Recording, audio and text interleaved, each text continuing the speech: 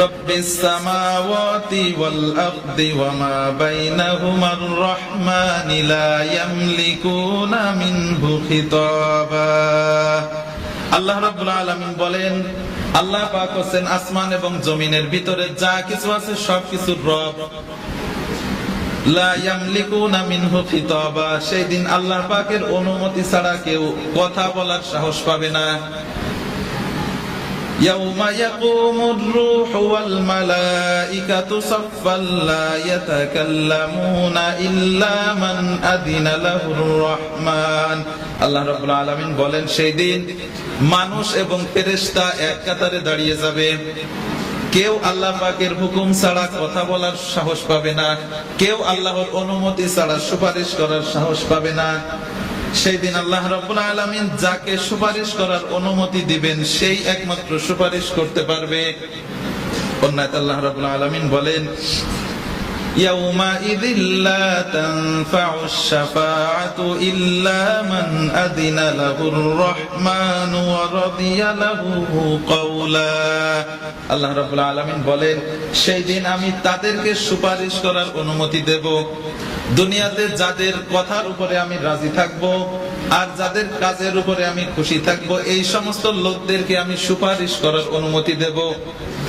এখন আপনি একটু চিন্তা করেন, আপনি যার আশায় বসে আছেন, যে নেতার আশায় বসে আছেন, এই নেতার সমস্ত কথার উপরে আল্লাহ পাক খুশি আছে আপনি বলতে পারবেন? আমাদের দেশে অনেক নেতা দেখা যাবে যারা 100 কথা বললে 99টা মিথ্যা কথা বলে। এই লোকের কথার উপরে কি আল্লাহ খুশি থাকতে পারে? আল্লাহ রাব্বুল আলামিন বলেন, যার কথার উপরে আমি খুশি থাকবো আর যার কাজের উপরে আমি সন্তুষ্ট থাকবো সেই একমাত্র সুপারিশ করতে পারবে।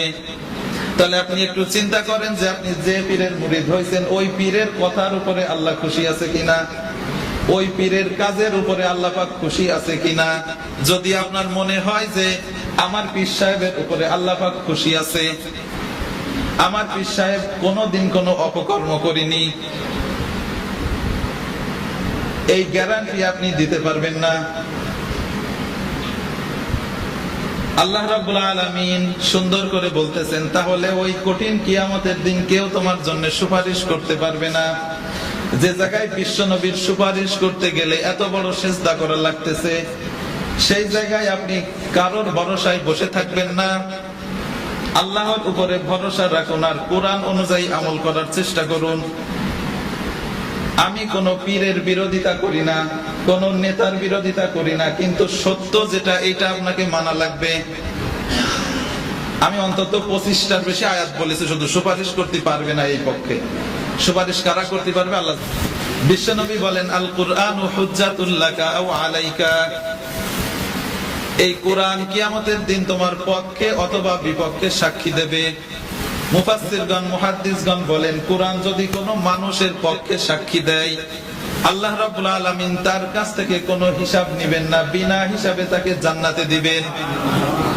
পক্ষান্তরে কোরআন যদি কারোর বিপক্ষে অবস্থান নেয়, আল্লাহ রাব্বুল আলামিন ওই দিন তার কাছ থেকেও কোনো হিসাব নেবেন না, বিনা হিসাবে তাকে জাহান্নামে দিবেন। তাহলে এই কোরআন মানার দরকার আছে না নেই?